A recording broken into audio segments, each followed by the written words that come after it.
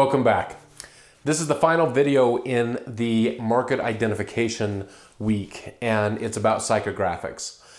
Hopefully you've had a chance to watch the other two videos, the first one being explaining why market identification is so important to the strategy for your practice. And the second one, and again, hopefully you've got those documents, the market profile, the Excel spreadsheet, and then also the psychographic profile outlines for the psychographic profiles of your neighborhood. Hopefully you've had a chance to receive those, take a look at them, go through them, watch the video, the explanations.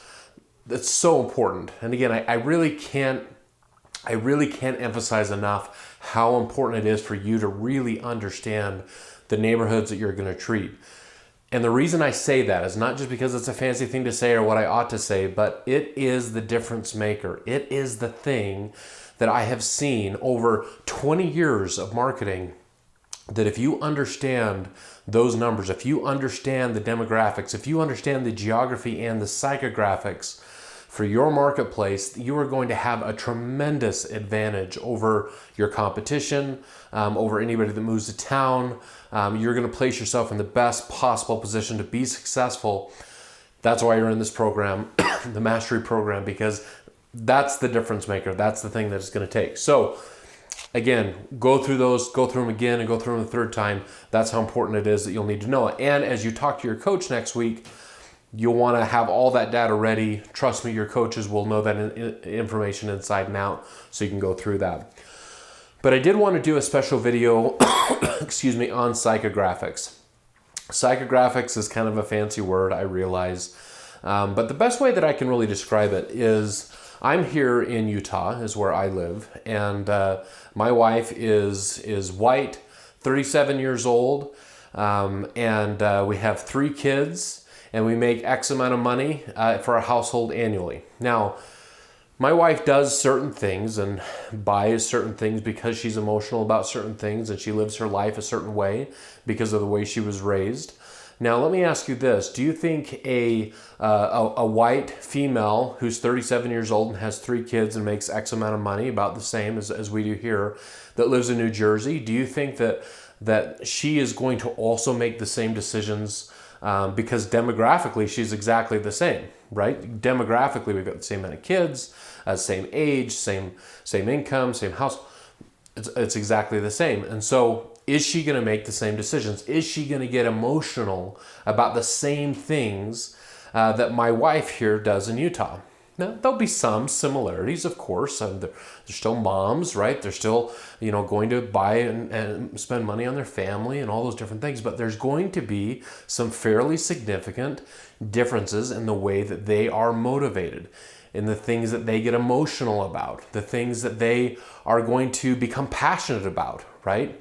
And as a marketer, I have got to understand those differences. I have to be able to understand that regardless of where I was raised or the environment that I was raised in, or even what my psychological profile is for myself, I cannot force that on my market. Now, if I were to decide to open a practice in New Jersey, I would, you bet, be studying those psychographic profiles so close, because that becomes a litmus test to everything that I do, the way that I welcome my patients in, the way that I decorate my waiting room, the way that we decorate the operatories, the way that we communicate with our patients, the way that I follow up with them.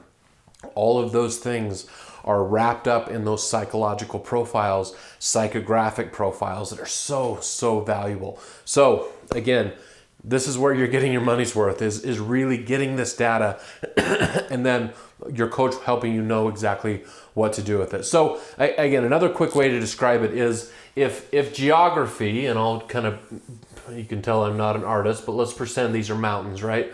So geography is one thing that we've got to know, right? Where it is that our market's at. Are there geographic barriers? Is there a big river that runs right through our neighborhood? And we know that if there is a river and our practice is here, but most of the population is over here, and there's only 2 access points, I've got to understand that geography, right? I got to understand that they got to drive over here to get to my practice. And what if there's a practice right here? right? Or another practice right here. So I've got to understand the geography, right? The other thing I've got to understand is I've got to understand the demography, right? I've got to understand their age. I've got to understand their sex. I've got to understand their family. I got to understand their education. I got to understand their income. I've got to understand all these things. But psychography, hopefully you can still see that on the screen. Psychography is emotions. Psychography is buying attitudes. Psychography is all of these things and what they mean to this person, right? Why it is they're living in a geography, why it is that they've chosen to be in a certain demographic, a group, why it is that they're doing those things. That is what creates the psychography of a person. So in general, and this is really general, because there are close to 100 different psychographic profiles that are possible in the United States. Meaning that there is a lot that could fit a 37-year-old female with 3 kids that's married, right? There's a lot of different profiles that could fit that person. And matter of fact, one of the most common that we see across the country is what's titled the soccer mom, right? The soccer mom profile happens all over the country. And so that same profile, the strategy that's going to work for that profile is going to work in different parts of the country. So it doesn't matter as much on geography, doesn't even matter much on demography, because it is the profile that's going to work. And so the same it is with your location. What we've given you is the top 3 psychographic profiles of the people, the most dominant, that live in your 5, 10, and 15-minute drive time area of your practice. And you can find that on the last sheet of the market profile, and that will correlate with the PDF document that you received on the psychological profile group. So that's where that came from. So in general, we usually find that psychographics will fall into 3 different categories. We'll have self, meaning that they are self-focused, right? Maybe they're younger, maybe they're just married, maybe they're city dwellers, maybe they're retired and the kids are gone, right? But they're focused on themselves, and that sounds bad. It's not a bad thing, but it's that they've got money and they want to spend it on themselves. They want to spend it on their appearance. They want to have that bright, beautiful smile all the time. They're going to spend money on clothes, and they want to have the treatment, right? When they go to the practice, that not necessarily always a spa-like treatment, but it's about themselves. And so that group of psychological profiles, we know that we can do a little bit more cosmetics. And we'll get into more of that on our next weeks when we talk about treatment options. But we know we can do stuff more that's a little bit more elective, a little bit more optional. It is truly because they're focused on self. The second group is that they're focused on family, right? As a parent, they're not spending very much money on themselves. They're spending it on their kids, right? And so obviously for an orthodontist, someone that's going to be treating not necessarily adult ortho, but also for teenager ortho and younger, that's a great group to have, is a family-focused psychographic profile, because they're going to fall under that category. And the last one is typically money. Now again, these are real generalized because there's so many different nuances between the psychological profiles, but typically the last one is money. They're not focused on self. They're not focused on family. They're focused on what is going to be the cheapest option, right? Maybe because they grew up that way and that was their environment that they grew up in, or maybe they're a first-generation immigrant and they're really having a hard time connecting with and assimilating into the culture of the United States. Or maybe they are very, very low income. And so everything that they do, all the decisions that they make is based on income. So when you talk to your coach and you go through your psychographic profiles, they will fit typically into one of these 3 categories. And that will be the beginning of where you can start going as far as your messaging. Because if you have one that's money, what is that going to tell you? You need to have an offer that's based on money, right? If you have one that's in the self category, what does that tell you?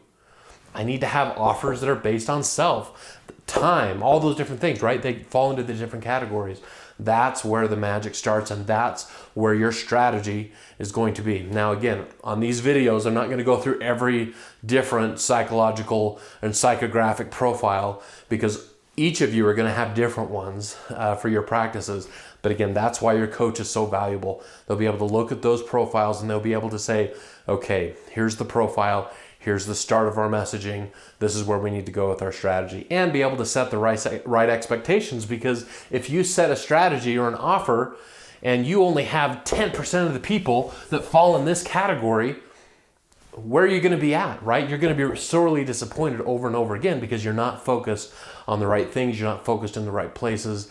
That's where you start getting in trouble, and that's where you start losing a lot of money. One last thought.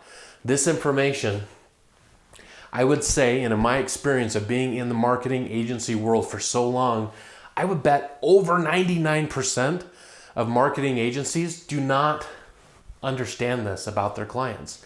They do not understand the psychographic profiles of their client's market. How crazy is that? That is just asinine in my mind that they would not know this or take the time to understand this as they're developing a strategy. And in my opinion, that is what's wrong with most marketing agencies, is that they have a hammer and they see every problem as a nail. And it's, oh, social media posts 3 times a day, bam, bam. Oh, it's radio ads, or it's advertising in the yellow pages. That's how they're focusing their strategy. It's the wrong way to do it. It wastes your money as a client, and it's extremely, extremely ineffective. And so keep that in mind as you advance from this class and you decide if you want to hire a marketing agency or whatnot. You make sure they're legit and that they know this information and that they've invested in it. Because if they haven't, they're not legit. I can tell you that from many, many years of experience. So with that, again, spend the time to go through this information. This week is critical. So critical for your success and for you to truly master your dental marketing. We'll see you on the next video.